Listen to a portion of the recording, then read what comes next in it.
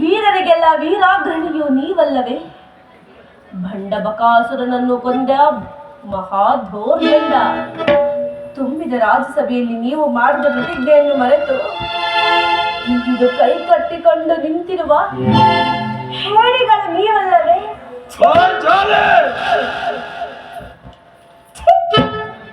ನಿಮ್ಮಯ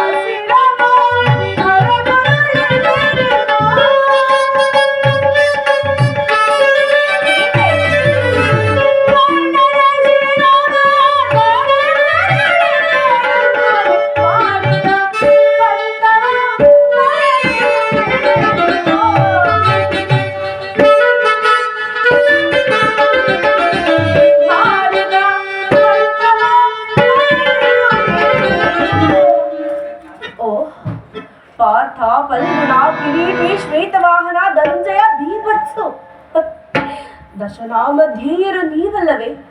ಎಷ್ಟೇ ಆಗಲಿ ಉತ್ತರೆಗೆ ನಾಟ್ಯವನ್ನು ಕಲಿಸಲು ಹೋಗಿ ಕಾಲಿಗೆ ಗೆಜ್ಜೆಯನ್ನು ಕಟ್ಟಿ ಟಕಟೈ ಎಂದು ಕುಣಿದು ನಡೆದಾಡಿದ ವೀರಾದಿ ವೀರರು ನೀವಲ್ಲವೇ? ನಿಮ್ಮಯ ಬಾಳೆ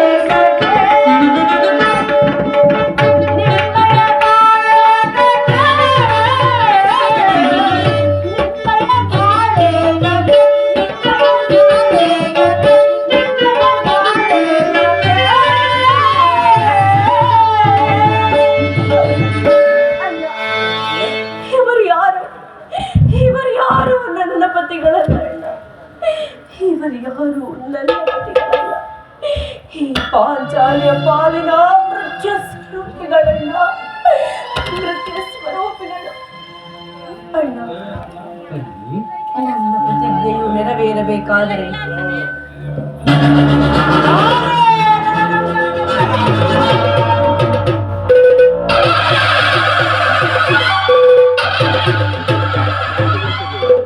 ನನ್ನ ಪ್ರತಿಜ್ಞೆಯನ್ನು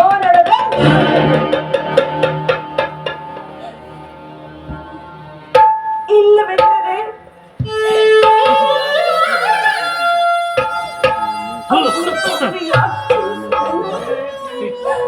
ಅಗ್ನಿಗೆ ಆಹುತಿಯಾಗಬೇಡ, ಅಗ್ನಿಗೆ ಆಹುತಿಯಾಗಬೇ ಪರಮಾತ್ಮ. ಈಗ ಚೆನ್ನಾಗಿ ಸಹಜರ ಇವರ ಅಭಿಪ್ರಾಯವೇ ಒಂದಾದರೆ ಈಕೆಯ ಅಭಿಪ್ರಾಯವೇ ಒಂದಾಯಿತು ಅಲ್ಲವೇ ಭೀಮಸೇನ? ನೀನೇನು ಮಾಡಿಯೇ ಏಕೆ ಈಕೆ ಅಭಿಪ್ರಾಯ ಹೀಗಾಯ್ತಲ್ಲ ಎಂದು ಹೇಳಿದನಷ್ಟೇ. ಇವಳು ಹೇಳಿದ್ದಲ್ಲ, ನೀನು ಕೇಳಿದಲ್ಲ. ನೀನು ಕೇಳಲಿಲ್ಲವೇ? ಕೇಳಿದೆ, ಚಂದಾಗಿ ಕೇಳಿದ ಕೃಷ್ಣ.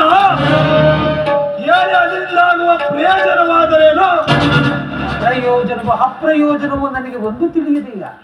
ಒಟ್ಟಿನಲ್ಲಿ ಸತ್ಯಳ ಆಪ್ತನಾದವನ್ನು ಆಲಿಸಬೇಕಾದ್ದು ಪತಿಯಾದ ನಿನ್ನ ಕರ್ತವ್ಯವಿಲ್ಲದೆ. ಹೇಗೆ ಏಕೆ ಕೃಷ್ಣ? ಇನ್ನುಳಿದ 4 ಇವಳ ಪತಿಗಳಲ್ಲವೇ?